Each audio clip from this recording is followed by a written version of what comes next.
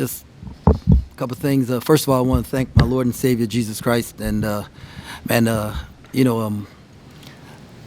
obviously when you're putting something new together and you think you have the answers and you figure out that you don't, sometimes losses, struggles can like affect your identity. And over the Christmas break and last few days, God's just like reestablished to me that my identity is not caught up in winning games and losing games, but in what we're pouring into these young men that's lasting for eternity. And our guys have been resilient.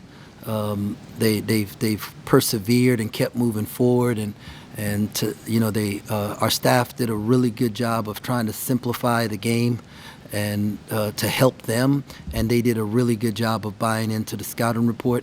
But we can't not give the credit to our fans, right, who showed up tonight, and they were incredible.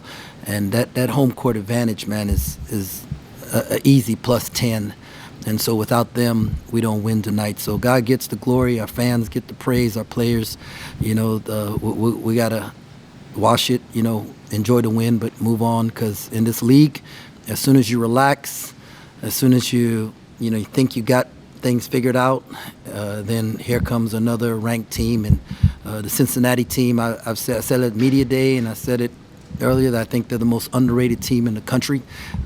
Wherever they're ranked is too low. We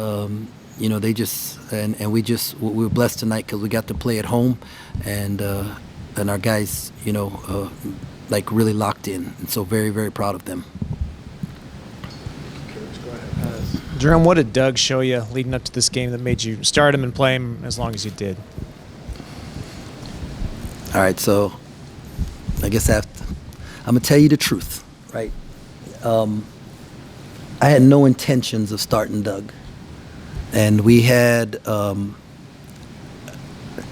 are these verses, that I've been, that I used to help the guys prepare for Shark Week.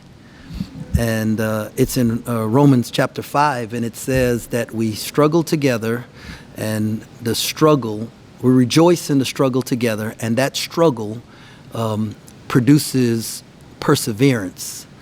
And perseverance, which is continuing to move forward, builds character, and then character develops hope, and hope never disappoints. And so that was the verse that I gave him before Shark Week. Like, hey, we're going to go through this tough thing together, and it's going to be really, really hard, but if we keep moving forward, right, we're going to develop a character that's going to allow us, no matter what the score is in the game or what's going on, we always have hope. That was my lesson. And so I broke the verses back out, and I had them saved in my phone.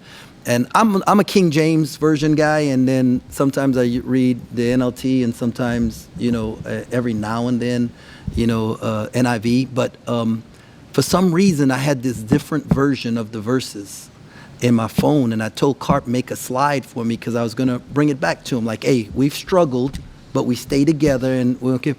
But in that different version, the first 3 verses of the chapter, there's a phrase in there in this version of the Bible. It says, undeserved privilege, right? That God gave us an undeserved privilege. And for some reason, when I was talking to the guys about it, that phrase just stuck out. It was like it was highlighted. And, we did film, we went to walk through, and I didn't like Doug's body language in walk through. And it just like stuck out to me. And then we went upstairs for our staff meeting, before practice while they were lifting, and somebody on staff said, Coach, because I was complaining about it, and somebody on staff said, hey, Coach, why don't we just start him, because that's what he wants, and and maybe we'll get more buy-in from him. And in my head, all I was thinking, I was so pissed that they even brought it up, right? And then another one backdoored it, and I was so pissed that they brought it up. All I was thinking to myself is, he doesn't deserve it. And then God just said to me, yeah, neither do you. You got an undeserved privilege. And then the verses after that, it says that even while we were yet sinners, Christ died for us. So while we were messed up, Jesus died for us. And I remember sitting there thinking to myself, man, he hasn't done this. He hasn't done in my brain, right? I'm fighting this. And God says, yeah. And I died for you while you were messed up. So he might be messed up, but are you willing to be like me and die so that he can have this undeserved privilege? And I just changed it in the practice plan, put him on the white team, and I didn't tell him that day. And the next day I brought him in, and I just explained to him. I said, hey, Doug, this is not me, right? This is God letting you know that he loves you, he cares about you, he's thinking about you. And I don't know how that's going to impact your faith walk moving forward, but I just want you to know that. Just don't let him down, because I have to be obedient to God. So this wasn't something he showed me. This isn't something like a great coaching move. This is, I tell y'all all the time, this thing is a ministry for me. And I know our fans and everybody wants us to win every game and all that kind of stuff. Man, I want to develop men who are going to be great husbands and great fathers, and life is not easy, and we go through tough times, and they have to develop this character that allows them to make it through. So on the days when they don't feel like getting up and going to work, or things go wrong, you know what, they do the next right thing. They don't stay in bed, or they don't run off, but they're there. And so these are all lessons that God is teaching them through me, but he's also teaching me, and because I have to be better and I have to grow. And so long story, but Doug is a really good player, and he can continue to get better. And I'm very thankful that God slapped me in the face and challenged for me to set my ego aside. Everybody else is scared to ask a question now, huh? We're about to take an offering up in this joint.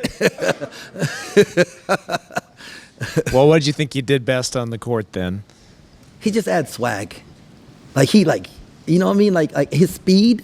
I think like Day Thomas is one of the fastest guards in the country, and he had, those guys were off balance because of his speed, and he gave the other guys confidence. And even though, the coach in me is going to see the 6 turnovers, but just all the other things, like how he made the game easier, and he was locked in defensively. Like I'm pretty sure when we do the numbers, he's not going to be above the Mendoza line on the points allowed. And so him being locked in, and then he didn't let one mistake lead to 2. So when he did turn the ball over, he sprinted back on defense and made the next right play. And whereas before he let it affect him and it let him affect his effort in the next play. So, man, there's a lot of growth taking place in him as a player. But I'm really proud of the growth that's taking place in him as a man.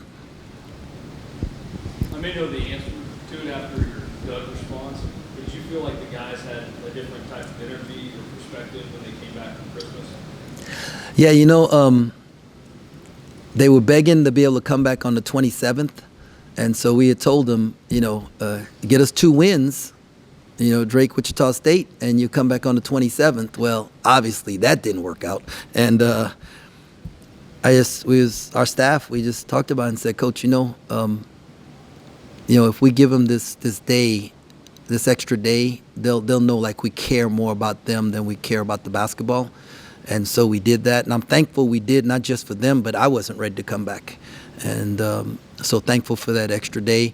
And then I think because we simplified some things, and we as a staff said, okay, this is watching film over the break and just watching some things. We said, okay, this is how we can best help ourselves, both offensively and defensively. And they bought into it. Hey, your question about why, you said, 2 games you had a 4-point lead at halftime, and the second half you gave up 20 points, and I didn't have an answer for you then, and I probably had a little attitude in my answer, and so I apologize for that. But it made me go back and look and try to figure out why, and I think we came up with a couple of things. But if you didn't ask that question, I don't know that I would have quickly gone to look for the answer. So thank you for that. We'll take Kels's question, stretch it out for the team. Cincinnati only led for 24 seconds today. Even though you're with the hot start in the second half, they're trying to stay within a bucket or 2, but you guys held on to the lead the entire time. Was there a thing or two, a little thing that the team was just doing all game that you felt like that put you over the hump today? I thought we were gritty and tough tonight. I thought we looked like a K-State basketball team, and I think our fans appreciated that. We were we made them play in the half court for the most part, and then guarding without fouling, that really helped us at the end. We were able to use the fouls to stop them from being able to score quick. But I just thought the team was really connected, and I thought that was something that we did in practice from what we learned watching the second half of those 2 games where we gave up 50 points that I thought really helped us tonight.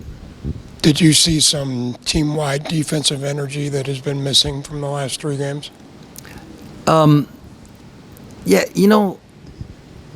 I felt like in the second half we kept them out of, like what we'd done the other games, we'd allowed those teams to get into transition on us. And so we were able to, like, if we can guard in the half court, we're good there.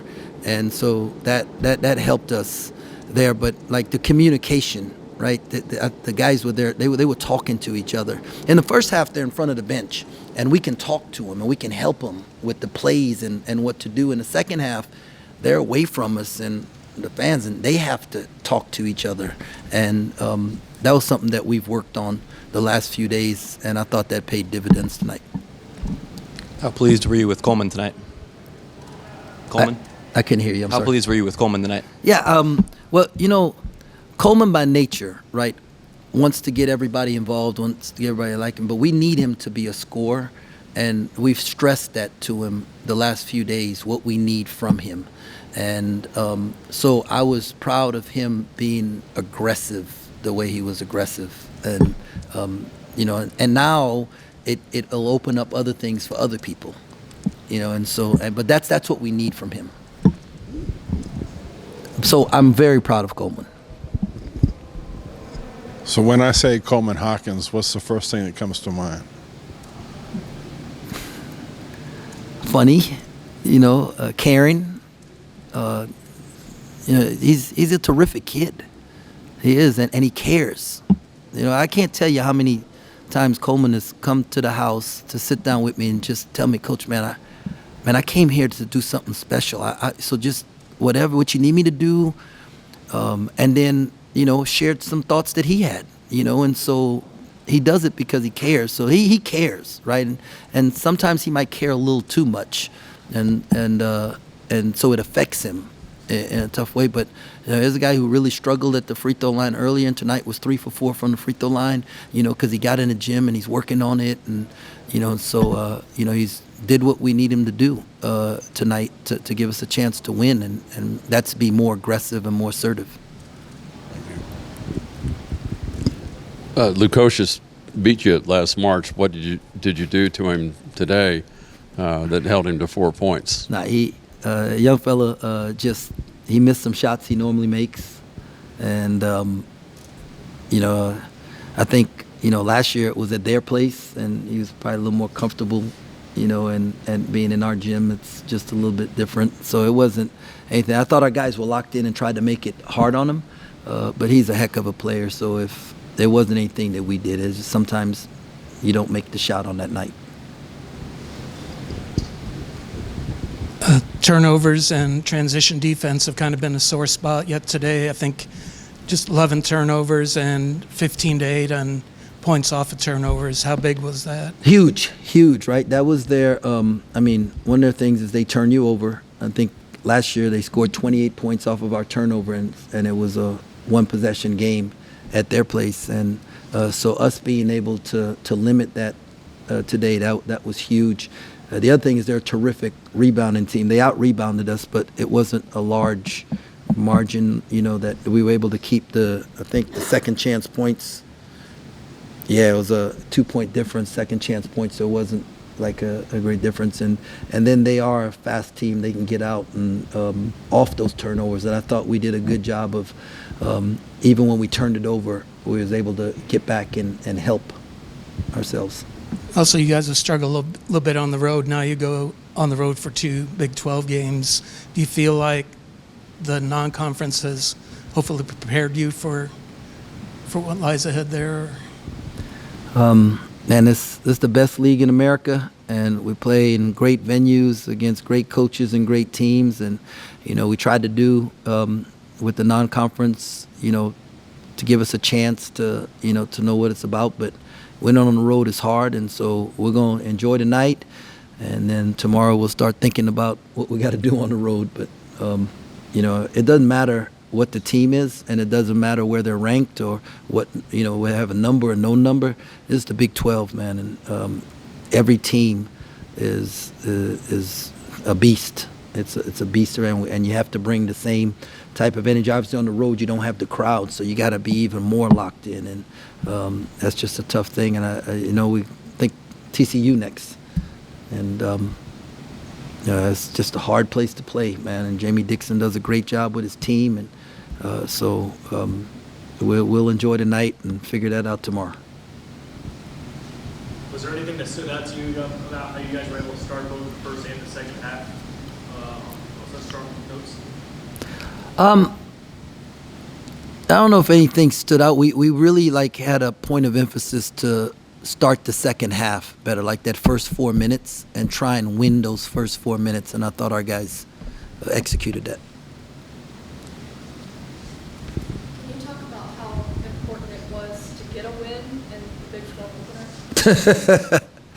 Man, Big 12 opener, second any game. Yeah, it's just like winning is hard, right? Winning is hard, and so anytime you can get one, and anytime you get to play in front of your crowd, man, that's just huge. And so really, really thankful for the crowd, and really proud of the guys. But yeah, it's to open the Big 12 with a win is huge. It's a big win in a long season. How do you keep everyone focused on the road trip? It's the Big 12, right? And so our guys, I believe they're going to be excited, and hopefully the plan is to build on what we did tonight. So yeah, I don't see us losing focus or relaxing, right? We won with 7-5. We don't have time to relax, and we'll enjoy the night, but we'll get back after it tomorrow.